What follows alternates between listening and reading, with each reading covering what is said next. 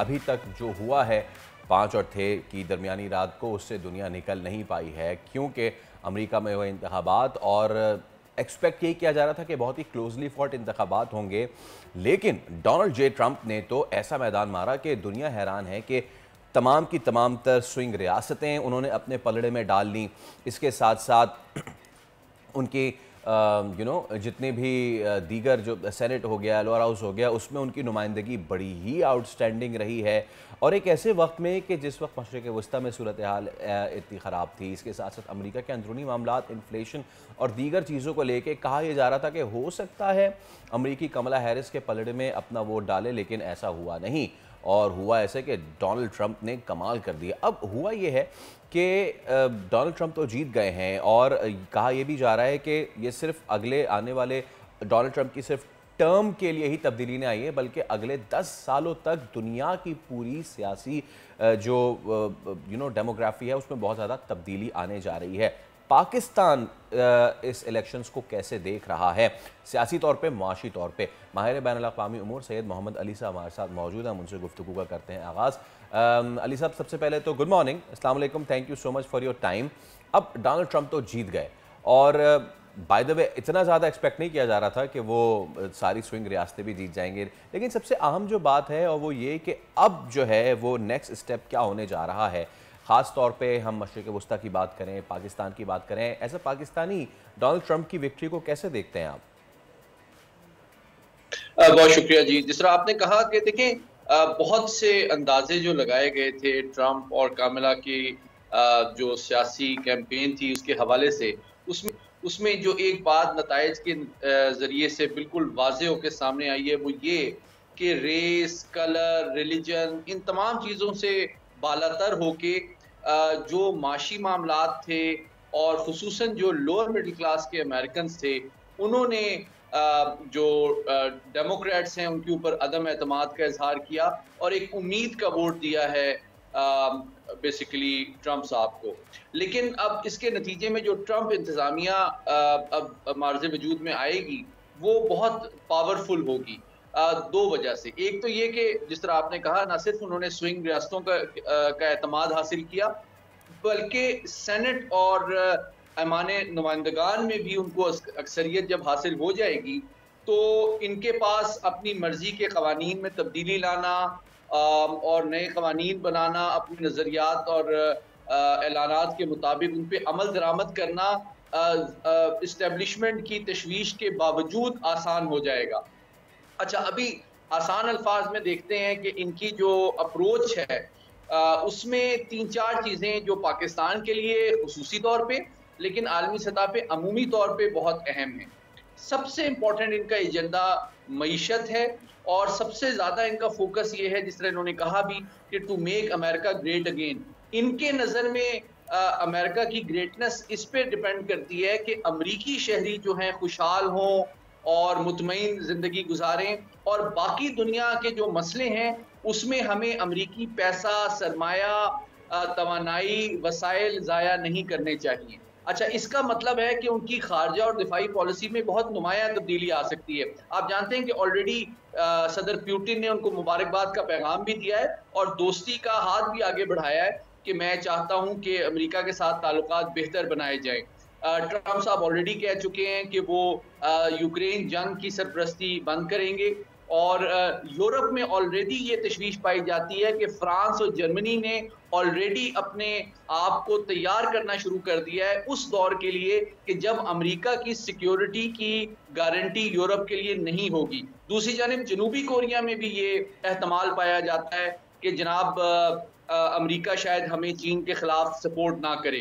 तो बल्कि आज ब्लूमबर्ग की लेटेस्ट स्टोरी ये है इकोनॉमी की डोमेन में कि बाइडेन एडमिनिस्ट्रेशन बहुत जल्दी से वो तमाम डील सिक्योर कर रही है ताइवान के साथ और साउथ कोरिया के साथ चिप्स के हवाले से, कि उनको ये एहतमाल है कि जब ट्रंप साहब आ जाएंगे तो इन ममालिक से चीज़ें लेना मुश्किल हो जाएगा। इवन आज सुबह भारत में भी तशवीश पाई जाती है कि ये अगर बाहर से आने वाली जो बरामदात और मसनूआत हैं उनके ऊपर टैरिफ में इजाफा करेंगे ताकि अमरीकी जो वर्कर है और इंडस्ट्री है उसको ज़्यादा मौका दिया जाए और बाहर से आने वाली मसनूआत की हौसला शिकनी की जाए, तो भारत में भी ये तशवीश पाई जाती है कि चीन के साथ साथ उनके जो इंडस्ट्री और एक्सपोर्ट्स हैं उस पर भी काफ़ी मनफी असर पड़ सकता है। तो मैं बुनियादी तौर पे ये कह रहा हूँ कि माशी सतह पे हम देख रहे हैं कि एक ऐसे दौर में अमेरिका दाखिल होगा जिसमें वो अपनी इंडस्ट्री को प्रमोट करेगा, बाहर की एक्सपोर्ट्स को डिस्करेज करेगा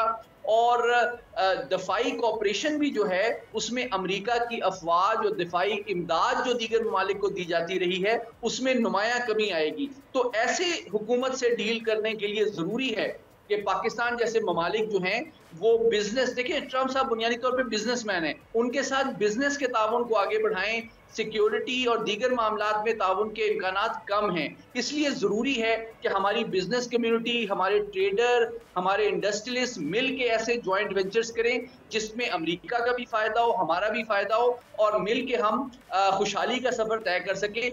सिक्योरिटी के डोमेन में मैं समझता हूँ कि बहुत ज़्यादा अमेरिका से तवक्को लगाना, उसके जो करीब तरीन हलीफ हैं, नेटो के इत्तेहादी हैं, जापान, साउथ कोरिया, उनको भी ये खतरा है कि अब उनकी दिफाई सरपरस्ती अमेरिका शायद ना करे।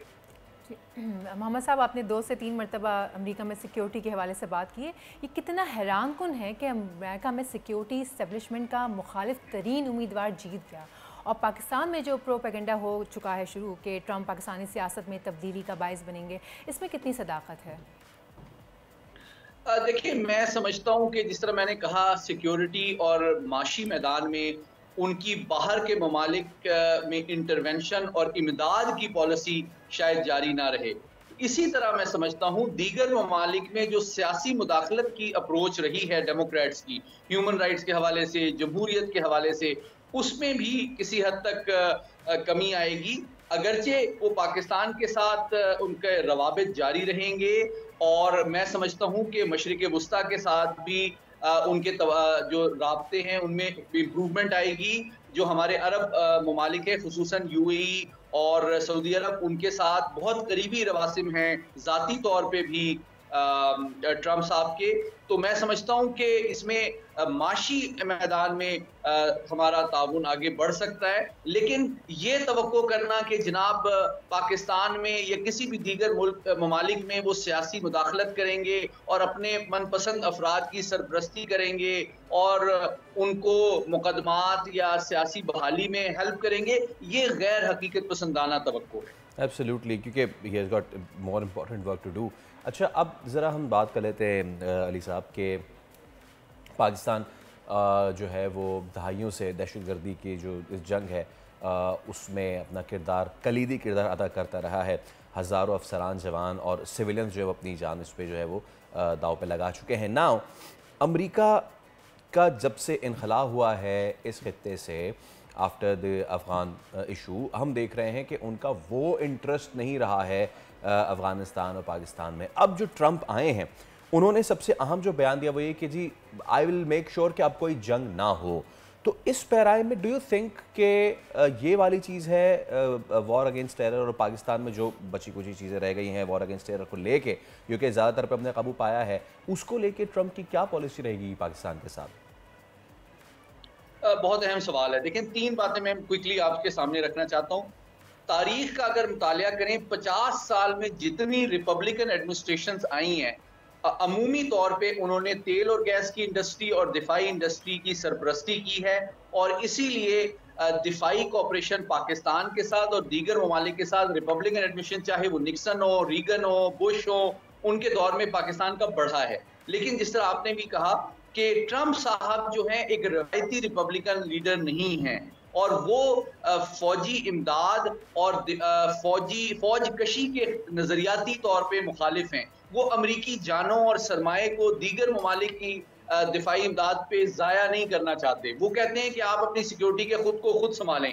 तो दहशत गर्दी का चूंकि एक आलमी चैलेंज है, तो मैं यकीन से कह सकता हूँ कि इसमें पाकिस्तान और अमेरिका का दिफाई ताउन आगे चलता रहेगा। लेकिन इस बात की तवक्को करना कि बड़े पैमाने पे कोई दिफाई इमदाद की जाएगी या माशी इमदाद दीगर ममालिक की जाएगी, तो ये ऐसा बिल्कुल भी नहीं करेंगे ट्रंप साहब। लेकिन वो बिजनेस में इंटरेस्टेड होंगे कि जनाब आप ऐसे वेंचर्स लेके आए। देखिए अभी पाकिस्तान माइनिंग की बात कर रहा है, पाकिस्तान टूरिज्म इंडस्ट्री को फरोग देने की बात कर रहा है। खुद ट्रंप साहब के जाती तौर पे बहुत बड़ी दुनिया में होटल चेन है, उनके बहुत सारे एंटरटेनमेंट इंडस्ट्री में उनका स्टेक है, और जैरेड कुशनर साहब जो हैं वो उनके माशी मफादात का भी बहुत अहम उनको आगे बढ़ाने में उनका रोल रहा है। तो अगर हम टूरिज्म इंडस्ट्री को अमेरिका के साथ मिलके, होटल इंडस्ट्री को और माइनिंग इंडस्ट्री को में अमेरिकन इन्वेस्टमेंट लेके आते हैं तो यकीनी तौर में अमेरिकन इसमें इंटरेस्ट लेंगे। लेकिन अगर आप ये तवक्को करें कि हमारी माशी इमदाद बहाल हो जाएगी और दिफाई इमदाद बहुत बड़े पैमाने पे होगी,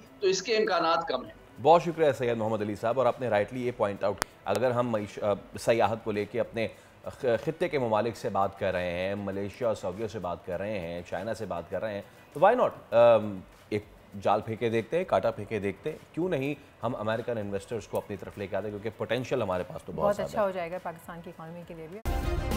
सब्सक्राइब करें और बेल दबाएं ताकि कोई खबर रह न जाए।